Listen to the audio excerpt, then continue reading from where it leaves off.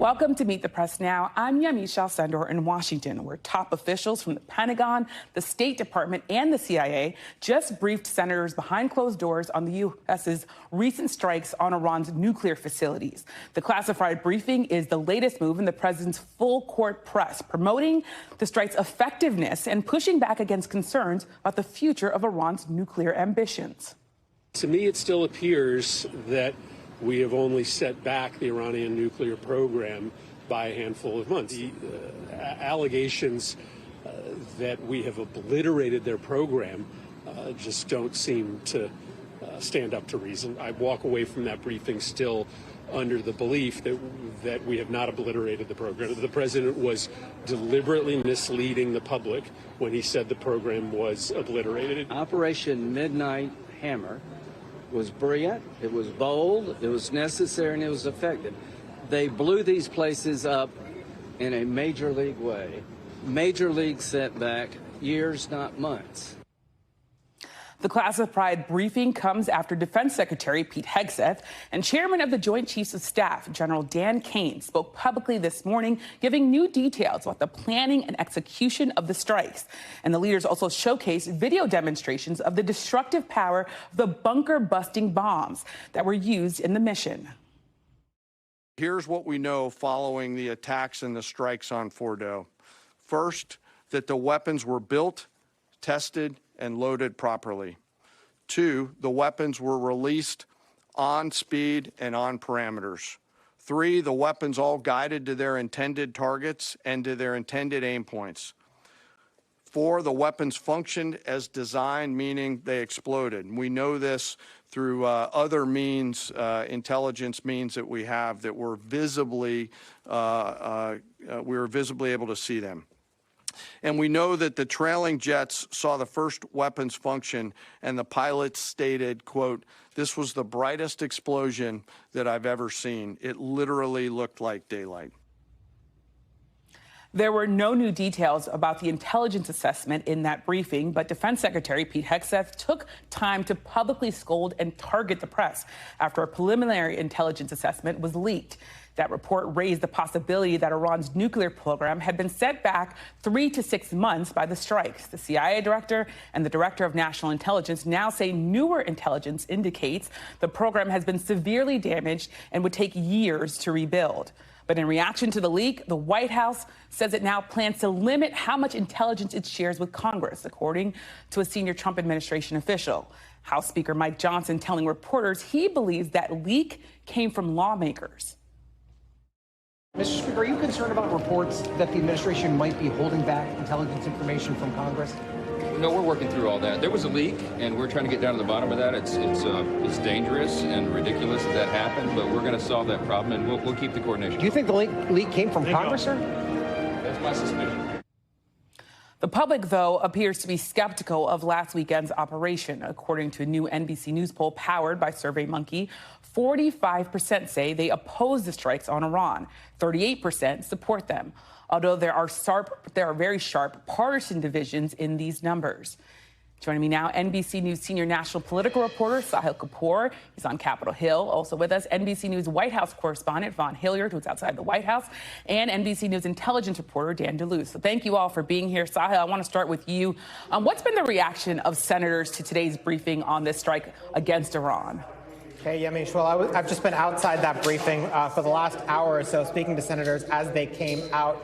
And there's been a mix of reactions. Let's start with where they agree. There's been widespread praise of the U.S. intelligence officials who carried out the strike, their ability, their dedication, carrying out the task that they were assigned to do. Then on President Trump's claim that Iran's nuclear program had been obliterated. You played a little bit of this, but there are real divisions here in terms of how the two parties talked about it. Senator Lindsey Graham backed up Trump's claim that they had been obliterated, but even he said that Iran could build it right back. And he told me when I asked him that U.S. military strikes do need to be on the table if Iran tries to build this back in the coming months. The Democrats said they were not nearly convinced in the president's claim that Iran's nuclear program had been obliterated, that if anything, it had only been temporarily set back. Senator Chris Murphy had a line saying you can't bomb away knowledge, said there has to be a strategy, there has to be diplomacy, which he has not seen yet. And Chuck Schumer, the Democratic leader, said he asked this question as well. He didn't receive an adequate answer when he asked for evidence as to the president's claim about it being obliterated. He said he sees no coherent strategy, no endgame, no plan, no specifics in terms of how to prevent Iran from getting a nuclear weapon, Yamiche. So there's a lot of questions that senators still had coming out of that. Well, there are also a lot of questions, not just about sort of the briefing itself, but also who was included. DNI, Tulsi Gabbard, who, of course, the director of national intelligence, she wasn't among the briefers today, Sahil. So I want to know, what more do we know about why she wasn't there, especially as we had reporting that she was kind of getting the cold shoulder here from the Trump administration? Yeah, a limited amount that we know, Yamiche, given that even senators were coming out of there wondering why Tulsi Gabbard, the director of national intelligence, who certainly seems pertinent to an operation, to information like this, was not there. Senator Murphy said it's a real question as to why she's not in these briefings. But Senator Lindsey Graham did say when that issue came up that it's very clear that the president trusts CIA Director John Ratcliffe, and that he, in Lindsey Graham's view, is one of the big winners in all this. Yeah, some other news, of course, that's really important today is that the White House is saying it's going to limit the information, the intelligence that it shares with lawmakers. I wonder, how do Republicans feel about that on Hill?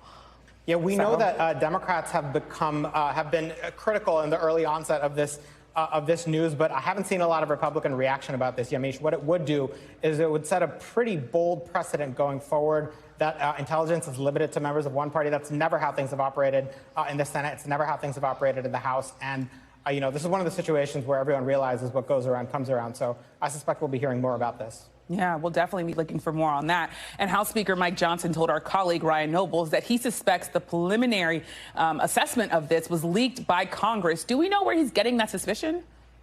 We don't, but he did use the word suspicion. I wrote it down here. He said, "That's my suspicion," when asked why he's saying that. Now, knowing Speaker Johnson, he likes to align with President Trump. He's pretty studious about doing that, doesn't like to have any daylight between himself and the White House. So if I were to wage an educated guess, because we don't know, that's where it's coming from. Yeah. Well, thank you so much, Sahil, for all that reporting on the Hill. Vaughn, I want to come to you next. If the White House is trying to convince members of Congress that the strikes were as effective as the president claims, why is it limiting intelligence that it's going to now share with lawmakers? Right. It only increases the skepticism that many of these senators have spoken publicly about. You're looking at the airstrikes that took place on Saturday night. The initial briefing was supposed to take place on Tuesday. Because of the return of Secretaries Hegseth and Rubio from overseas, it got pushed back here to Thursday, 5 days later, which was met by a lot of pushback and frustration from Democrats. And now this news that the White House intends to cut off the intelligence that it shares directly with members of Congress. And we should note that the Gang of Eight, which is the top leadership, Republicans and Democrats, not only of the House and Senate conferences and caucuses, but also of the intelligence committees. Not everybody was informed ahead of these airstrikes that they were going to be taking place and the exact objectives of them. And so this latest news that the White House could seek to potentially cut off further intelligence out of fear that it is being disseminated to the public only undergirds the questions here in Washington, D.C. about these two branches of government working in conjunction in order to carry out military attacks overseas. Of course, there's been a lot of pushback, too, about not getting prior authorization by Congress, something that presidential administrations have now, for the better part of 20 years, not sought to go forward with. Yeah. There's also this issue of the Trump administration saying that it's actually too early to assess the U.S. strikes and how much they've set back Iran's nuclear program, if it's just by a few months or maybe a few years. But the other thing is that President Trump is maintaining that Iran's nuclear facilities were obliterated. And in my conversation with the president, he told me that he felt like he had essentially almost solved the problems of this. He said that he didn't believe that these two powers were going to be shooting back at each other, that being, of course, Israel and Iran. And he also sounded very confident that going forward, he had really achieved what he set out to achieve when I was talking to him. So I wonder, though, do you think the White House is trying to have it both ways here? You're absolutely right. From your conversation with him 5 days ago to now, he has one very clear message, and one message that he wants his White House to send out to the masses across the world, and that was that their nuclear program was obliterated. Just in the last hour, the White House pushing out this email to reporters that said experts agree with the White House that it was, in fact, quote, obliterated. But this is where you have seen the president really try to pit the American media against the U.S. military in this for the conveying the leak of the Defense Intelligence Agency's initial assessment that potentially the nuclear sites were not as damaged to the extent that the president had suggested, that instead that it was pushed back potentially by just a couple months. That is where the president has suggested that the U.S.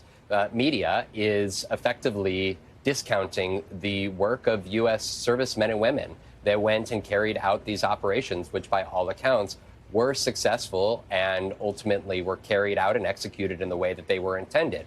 But that is different than the question of whether the nuclear sites were fully destroyed or not, or where those stockpiles of highly enriched uranium are, which this White House has still been unclear, besides Caroline Leavitt saying that they believe that they were a part of what was destroyed inside of particularly the Fordo nuclear site, despite European officials suggesting their intelligence says otherwise. Yeah, well, thank you so much, Vaughn, for reporting outside the White House. And Dan, I want to come to you. Of course, it was quite the briefing today at the Pentagon. One of the things, there were a lot of things that happened that were interesting, but the Joint Chiefs of Staff also showed this video demonstration of these bombs and what they can do. What did that tell us about sort of this strike, and how does that connect to President Trump's claims that this was totally destroyed?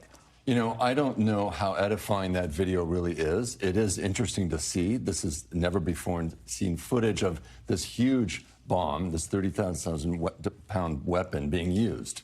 And it's impressive, but it doesn't tell us, again, what is the state of Iran's nuclear program.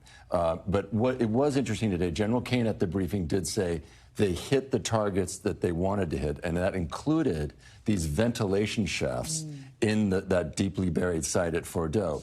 And the Iranians had tried to cover those up with concrete caps.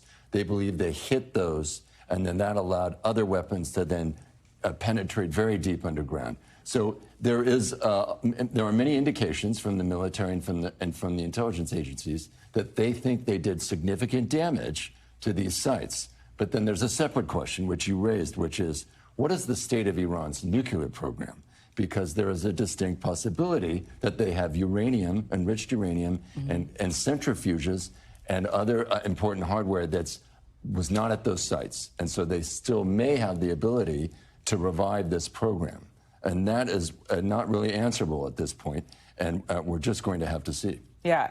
Well, as we talk about questions that might not be answerable, I'll ask you another one, which is the CIA director as well as the director of national intelligence. They both claimed that they can back up the president's claim that everything was obliterated, everything was totally destroyed. Have we seen actual evidence to back up those assertions? No.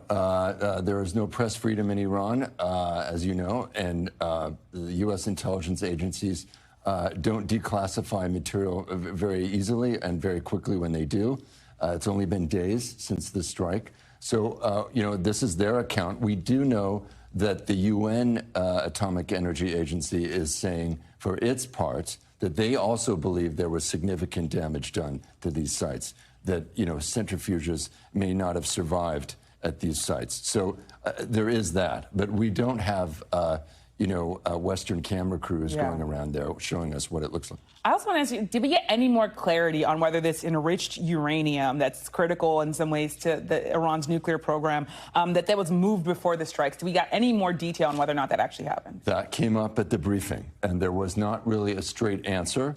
The defense secretary suggested or implied that everything was there and that they destroyed it, but he was ambiguous and kind of deferred to the intelligence community. So that is still very much an open question. Definitely a lot of other questions, but thank you so much, Dan, for joining us. And now I'm joined by Democratic Congressman Adam Smith. He's the ranking member of the House Armed Services Committee. Thank you so much, Congressman, for being here. So what do you need to hear in tomorrow's briefing to convince you that the president's claims that last weekend's strikes were as impactful as he's saying they are?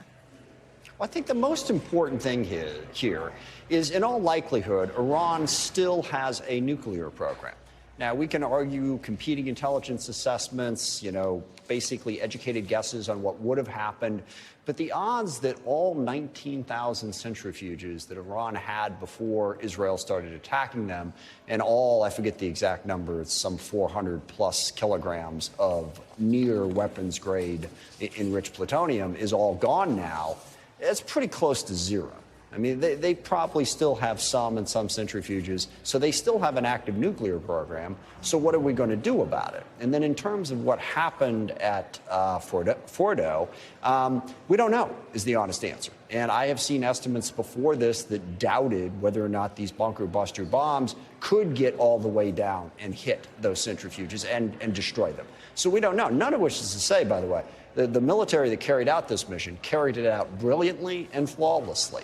They did exactly what they were supposed to do, but there is reason to doubt that it completely destroyed Iran's nuclear program. And if, in fact, Iran does still have a nuclear program, which they almost certainly do, then we still have a problem that we need to deal with.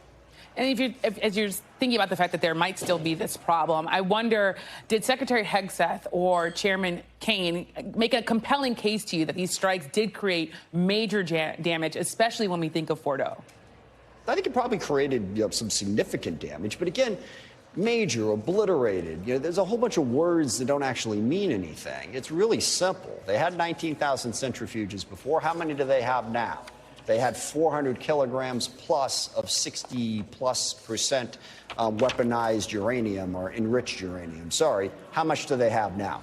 If they can't answer those questions, and they can't, then we really don't know. And then it's just a matter of sort of performance to say whatever word you're going to say that makes people think it's destroyed. So we don't have that evidence. And also, Secretary Hegseth being so partisan and so political and attacking the media so aggressively, it calls into question his objectivity. I mean, even if he knew for a fact that this mission had not been as successful as advertised, do we really think he'd tell us the truth? I don't. Well, I want to ask you a hypothetical here, lawmaker, if I can, Congressman, if I can, which is you can ask. These strikes, if they did set back Iran's nuclear program, even for a few months, given the fact that they might still have the technology to do this, but even if it's just for a few months, do you still consider that a success? Well, success is a weird word. I would say this. I would personally believe that it was the wrong decision to drop those bombs. That the risk that was taken in dropping those bombs far outweighed the benefit of buying a little bit of time in the weapons program. And it's even worse if, in fact, the Secretary of Defense and the President are spinning that the program is gone when it's not. So now we're not even in a position to deal with reality. So I think the risk still outweighed the reward. And look, I've been briefed on this issue for better than a decade now, and there was always considerable doubt that no matter how flawlessly the mission was carried out, no matter how well our service members carried out the mission, which they did, that we just might not be technically capable of completely destroying Iran's nuclear weapons program. And then we kind of started a war with Iran by bombing them. And Iran, unlike Libya and some of the other places that we've attacked without congressional approval, Iran's got the power to shoot back. And that's not necessarily over yet either. Yeah, well, in talking about Iran's power, I want to get your reaction to a few tweets from your colleague, Congressman Jim Himes, the ranking Democrat on the House Intelligence Committee. First, on Iran's ability to build a nuclear bomb, he wrote, "The only question that matters is whether the Iranian regime has the stuff necessary to build a bomb and how fast." Do you agree with that assessment, the way that he's put that? Yeah, I mean, that's a slightly different way of saying what I said about how many centrifuges they have and how much highly enriched uranium they have. But yes, that is the question. And that is the question that they don't want to answer. They want to engage in, we obliterated it, we destroyed it. My gosh, did you see how big those bombs were and how large the explosion was? All of which is impressive, but it doesn't answer that fundamental question that we've been talking about. Your colleague also wrote this: the goal was to end the Iranian nuclear program, and it is far from clear that that was accomplished. You've just said here that you think that it's highly likely that it's gone, this Iranian nuclear program. Do you really believe that Iran would actually abandon its nuclear program, and do you agree with your colleague?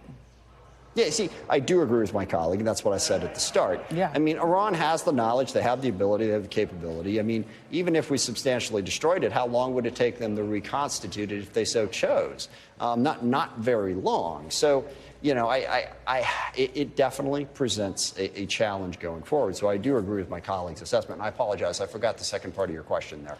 Well, it's really just, do you believe that Iran will actually, at any point, yes. abandon its nuclear ambitions? Well, see, that's the great unanswered question about the decision to bomb them.